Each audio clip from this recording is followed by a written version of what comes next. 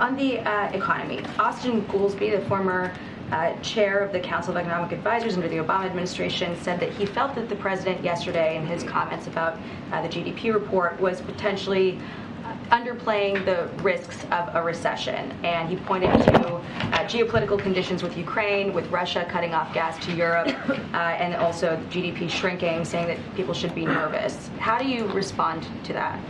Well, I have a great deal of respect for Austin Goolsbee. He's a former colleague, and so does the president. But what we look at is a range of economic data, including economic data that was in the GDP numbers yesterday, which I did some explaining of yesterday. But some of the data that was in there show very encouraging signs that economists look at. Many independent economists monitor closely. American consumer spending, business investment, residential investment, all up. The decrease as it relates to exports is largely because our economy is stronger than many economies around the world, and the inventory numbers, which is kind of the number that went down, that brought it down, is in large part because the fourth quarter inventory numbers were the highest in history, and these numbers are done as a comparison from quarter to quarter. So I think we felt it was important to explain the data and what it means. We continue to monitor economic data. It's important to note that